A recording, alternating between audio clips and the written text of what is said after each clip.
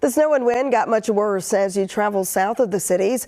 Blizzard conditions in places like Owatonna. That's where next weather meteorologist Lisa Meadows spent her morning. She shows us what things are looking like along I-35.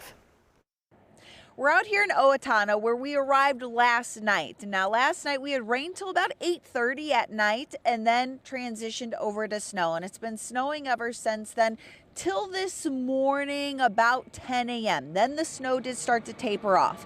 Ended up with about 8 or 9 inches of snowfall this morning. But the most important thing, the winds. The southern part of the state, including Owatonna, underneath a blizzard warning. And that's because of those wind gusts coming in out of the north. We've seen wind gusts this morning close to 50 miles per hour. And that does two things. One, causes drifting of snow. You can see the snow here. It's up to my knees, but we only had about 8 or 9 inches of snow. So this is a drift of snow being blown around, even though it's a heavy, wet snow, still looking at issues when it comes to drifts of snow.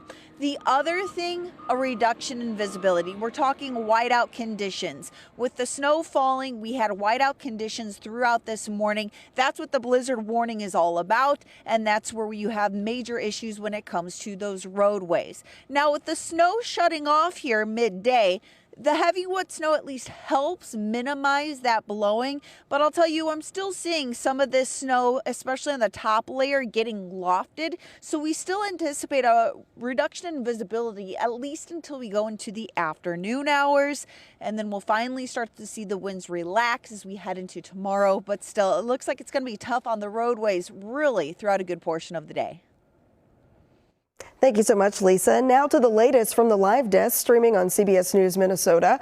Maria Lisignoli joins us now with more on how tough travel has been out there today. Maria. Oh, Shayla, yeah, as you can imagine, all this snow, it's really had an impact on the travel around the state. I want to take you to Savage right now, where you see a police car just going away as a crash just cleared, literally within the last 5 minutes here in Savage between West 136th Street and McColl Drive.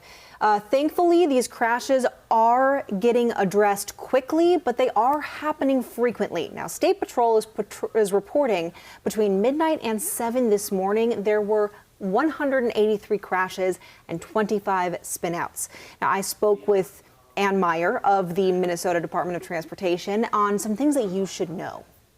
We've got first drivers out there to protect some areas when there are the spinouts and crashes, because I tell you, that becomes such a challenge in any event. It slows down where we're able to clear. It makes it more challenging for travelers. And also, I always worry about those secondary crashes. Stay in your vehicle if you ever catch yourself in a spinout, in the ditch. Don't get out and start looking at things. We want you to stay in that vehicle until an emergency person can come get you out of there.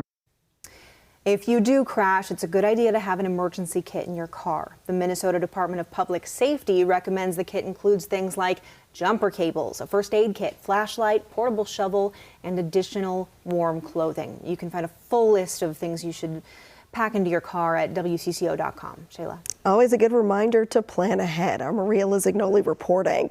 A reminder, Maria has hourly headlines and updates on our 24/7 free streaming service, CBS News Minnesota. You'll find it on our website, Pluto TV, and through the CBS News app.